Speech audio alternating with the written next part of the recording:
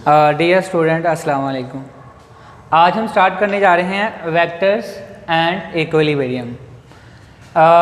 ये FSc part 1 का chapter number 2 है और इसमें हम सबसे पहला टॉपिक जो स्टडी करेंगे वो है फिज़िकल क्वांटिटीज़। फिज़िकल क्वांटिटीज़ क्या हैं? All measurable quantities known as physical quantities. Measurable मतलब काबिल पैमाइश। मेजरेबल मतलब क्या है? काबिल पैमाइश। जैसे कि लंबाई है, लंबाई को आप माप सकते हैं तो वो क्या है? फिज़िकल क्वांटिटी है। जैसे मास है, मास को आप माप सकते हैं, मास क्या है? फिज़िकल क्वांटिटीज़ है। किसी स्पीड, किसी गाड़ी की स्पीड आप माप सकते हैं तो स्पीड क्या है? फिज़िकल क्वांटिटी है। अब फिज़िकल क्वांटिटीज़ को दो हिस्सों में तकसीम किया गया है, scalar quantities and vector quantities. Scalar quantities and vector quantities. तो स्केलर क्वांटिटीज़ क्या हैं? Such a quantities which can be represented only by magnitude. ऐसी मिकदारें जिनका इज़हार सिर्फ मिकदार से किया जाता है उन्हें हम कहते हैं स्केलर क्वांटिटीज़। जैसा कि लेंथ, मास, टाइम, स्पीड, वॉल्यूम, ये तमाम क्या है? स्केलर क्वांटिटीज़ हैं। अब यहाँ पे लफ्ज़ यूज़ हुआ है मैग्नीट्यूड।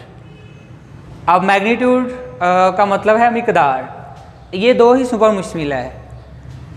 एक तो है यूनिट और दूसरा इसकी नंबर।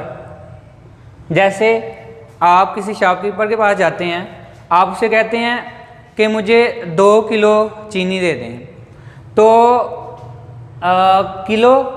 किलोग्राम क्या है? यूनिट, और 2 क्या है? नंबर। तो 2 किलोग्राम। तो इसकी एग्जांपल्स मैंने अभी आपको बता दी हैं। इसके बाद हम डिस्कस करते हैं vector quantities. Vector quantities such a quantities which can be represented both by magnitude and direction। इसमें दो चीज़ें आ जाती हैं, magnitude plus direction. Magnitude plus direction. तो इसकी एग्जांपल है वेलोसिटी, एक्सेलरेशन, फोर्स, मोमेंटम। तो इसकी आपको मैं एक एग्जांपल देने जा रहा हूँ, दोनों की आपको समझ आ जाएगी इसमें। जैसे हम कहते हैं कि गाड़ी, ट्रेन 40 किलोमीटर पर आवर की स्पीड से चल रही है। इसमें मैंने सिर्फ मिकदार का जिक्र किया है, तो ये क्या हो जाएगी? Scalar quantity.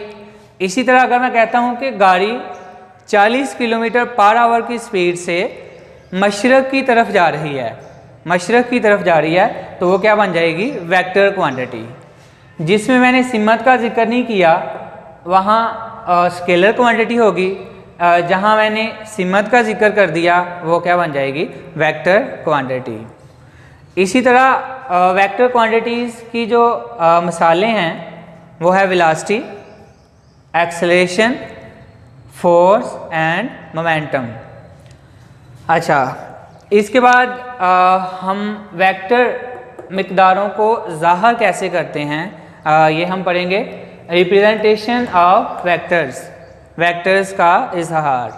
वेक्टर मिकदारों को ज़ाहिर कैसे करते हैं? वेक्टर मिकदारों को ज़ाहिर करने के दो तरीके हैं, symbolical method and graphical method. Symbolical method and graphical method.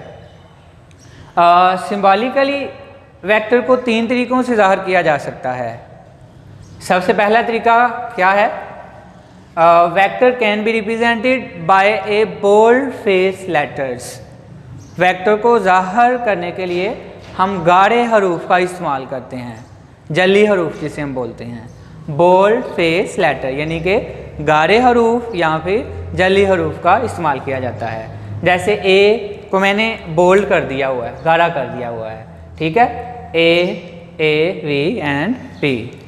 इसी तरह वेक्टर को सिंबॉलिकली ज़ाहिर करने का दूसरा तरीका है, vector can be represented by A arrow head on it. किसी हरफ के ऊपर एरो का सिंबल लगाकर हम वेक्टर को ज़ाहिर कर सकते हैं। जैसे कि ए के ऊपर मैंने एरो लगा दिया, ये किसको ज़ाहिर कर रहा है? वेक्टर को। ए के ऊपर एरो लगा दिया, ये किसको ज़ाहिर कर रहा है? वेक्टर को। वी के ऊपर एरो लगा दिया, ये किसको ज़ाहिर कर रहा है? वेक्टर को। इसका तीसरा तरीका है by a bar on a letter, किसी लेटर के ऊपर बार का निशान लगाकर हम वेक्टर को ज़ाहिर कर सकते हैं। इस तरह वेक्टर को ज़ाहिर करने के 3 तरीके हैं, by bold face letter, by arrow head and by bar. और ये बार की कंडीशन नहीं है कि ये आप लेटर के ऊपर ही बार लगाएंगे, बार को आप नीचे भी लगा सकते हैं। अच्छा, वेक्टर को ज़ाहिर करने का जो दूसरा तरीका है वो है ग्राफिकल मेथड। तो ग्राफिकली वेक्टर को एक लाइन के ऊपर एरो लगाकर ज़ाहिर करते हैं। Graphically vector can be represented by A line with an arrow head on it. Graphically vector को एक लाइन के ऊपर तीर का निशान लगाकर ज़ाहिर करते हैं। ठीक है, तो जो लाइन की लंबाई है, लाइन की जो लंबाई है वो मैग्नीट्यूड को ज़ाहिर करेगी, मैग्नीट्यूड को ज़ाहिर करेगी, और जो एरो है, एरो डायरेक्शन को ज़ाहिर करेगा, डायरेक्शन।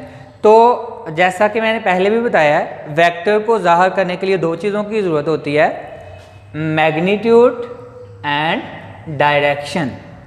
तो लाइन की जो लंबाई होगी, लाइन की लंबाई मैग्नीट्यूड को ज़ाहिर करेगी और एरो डायरेक्शन को ज़ाहिर करेगा।